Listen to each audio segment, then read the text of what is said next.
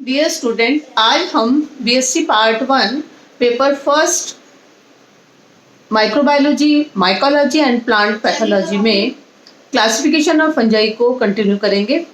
इस लेक्चर से पहले हम देख चुके हैं कि एलेक्सोपोलिस एंड विम्स ने 1979 में जो क्लासिफिकेशन दिया उसके अकॉर्डिंग 3 डिवीजन फंजाई के हैं।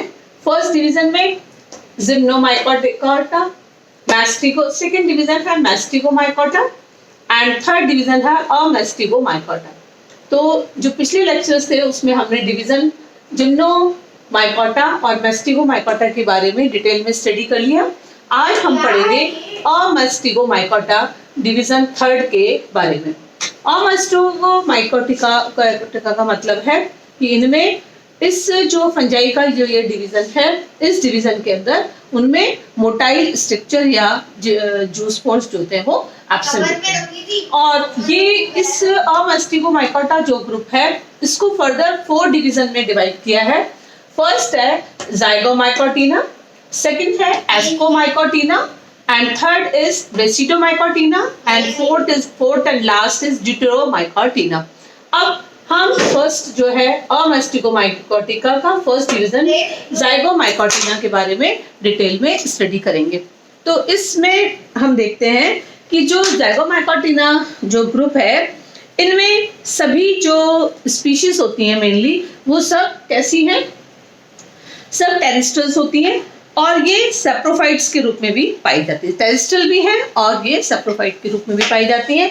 और इनमें हम देखते हैं कि इनमें जो सेप्रोफाइट्स हैं ये मेनली जो सॉइल है, सॉइल और जो फर्टिलाइजर्स जो होते हैं, खाद, सॉइल और खाद में मृत कार्बनिक पदार्थों में ये पाई जाती हैं और इसलिए इसको हम कार्पोफिलस सेप्रोफाइट्स भी कहते हैं। और ये मेनली गोबर में, काउ डंग में पाई जाती है और इसमें पाई जाती है। एग्जाम्पल इसका है पिलोबोलस।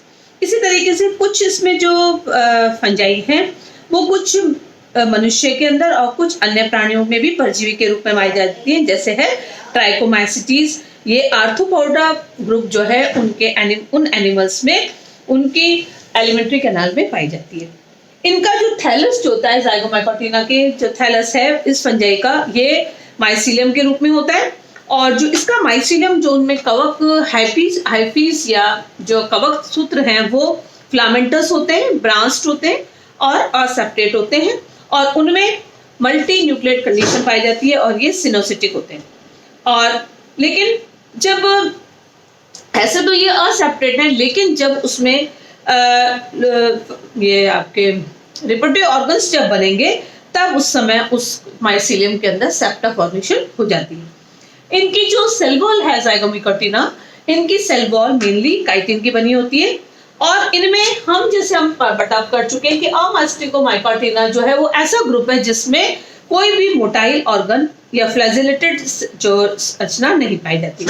इनमें असेक्सुअल रिप्रोडक्शन स्पोरेंजिया के द्वारा होता है और एप्लेनोस्पोर्स भी बन सकते हैं इसमें और कोनिडिया भी होते हैं। और सेक्सुअल रिप्रोडक्शन में इनमें गैमेटिंजियल कॉपुलेशन की क्रिया होती है और इसी जब गैमेट का फ्यूजन होता है तो जाइगोस्पोर का निर्माण होता है और जाइगोस्पोर जो है जब वो जर्मिनेट होगा तो उससे ही जर्म स्पोरेंजियम बनता है और उससे ही कई बीजाणुधानियों से कई बीजाणुओं का निर्माण पाया जाता है। तो इस प्रकार हम देखते हैं कि जाइगोमाइकोटिना की आगे फर्दर क्लासिफिकेशन होता है कि ये फर्दर 2 क्लासेस में डिवाइड होता है, जाइगोमाइसिटीज एंड ट्राइकोमाइसिटीज। जाइगोमाइसिटीज जो है ये सारी कैसी मेंबर है, इनके ये फंजाई सब टेरेस्ट्रियल फंजाई होती हैं और ये मेनली सैप्रोफिटिक फॉर्म में या कार्पोफिलस सैप्रोफाइट्स के रूप में पाई जाती हैं। और इनमें भी जो माइसीलियम जो होगा उनमें माइसीलियम असेप्टेट होता है और सिनोसिटिक कंडीशन पाई जाती है। और कई ऐसे भी स्पीशीज होती हैं जिनमें कवक जाल जो होता है वो बहुत ही रिड्यूस्ड हो जाता है और इनके ये नियमित दूरी पर ही उसमें पर्ट उपस्थित होते हैं। इनकी सेल वॉल काइटिन की बनी होती है और इस प्रकार से इनमें काइटिन, म्यूकेरेल्स एंड एंटोपैथोरेल्स पाया जाता है। इनमें सेंट्रियोल एब्सेंट होता है और जूस्पोर या जाइगोस्पोर नामक रचना जूस्पोर्स फॉर्मेशन नहीं होती है। इनमें जो वेजिटेटिव प्रोडक्शन होता है वो क्लैमाडोस्पोर्स या ओडिया के द्वारा होता है और अलैंगिक जनन असेक्सुअल रिप्रोडक्शन जूस्पोर्स के द्वारा तो नहीं होगा, तो वो अप्लानोस्पोर्स और स्पोरेंजियोफोर्स के द्वारा होता है। और इनमें सेक्सुअल रिप्रोडक्शन में गैमेटोन्जियल कॉपुलेशन की क्रिया होती है और उसी से ही जाइगोस्पोर का निर्माण होता है। और जाइगोस्पोर में जब मेनली ये कैरेक्टरिस्टिक फीचर होता है कि इनमें विशिष्ट बीजाणु के नाम पर ही इसको जाइगोस्पोर बना, इसलिए इसको जाइगोमाइसिटीज कहा जाता है। और इनके जो जाइगोस्पोर्स होते हैं उन पर थिक वॉल पाई जाती है। जब इनमें म्योसिस होता है तो म्योसिस के बाद इनमें अंकुरण की क्रिया के दौरान ही पाया जाता है। और इस प्रकार से सेकंड इसकी क्लास जो होती है वो होती है ट्राइकोमाइसिटीज। और ट्राइकोमाइसिटीज जो होता है इसके मेंबर्स जो इनमें इनके कैरेक्टरिस्टिक फीचर होते हैं कि ट्राइकोमाइसिटीज के मेंबर्स जो होते हैं वो मेनली इनमें एक मिनट थोड़ा सा और बताते हैं आपको कि ट्राइकोमाइसिटीज के मेंबर्स जो है वो इसकी सेकंड जाइगोमाइकोटिना की जो मेन क्लास सेकंड क्लास होती है उसको ट्राइकोमाइसिटीज कहते हैं। तो कुल मिला के दो पार्ट्स में बढ़ गया ये जाइगोमाइसिटीज एंड ट्राइकोमाइसिटीज। तो इस प्रकार से हमने अभी पहले तो पढ़ा कि क्या जो अमास्टिगोमाइकोटिना जो है उसकी फर्स्ट क्लास क्या है और सेकंड क्लास क्या होती है। नेक्स्ट हम पढ़ते हैं एस्कोमाइकोटिना। और एस्कोमाइकोटिना में हम देखते हैं कि जो अमास्टिगोमाइकोटिका का जो सेकंड डिवीजन है वो एस्कोमाइकोटिना कहलाता है।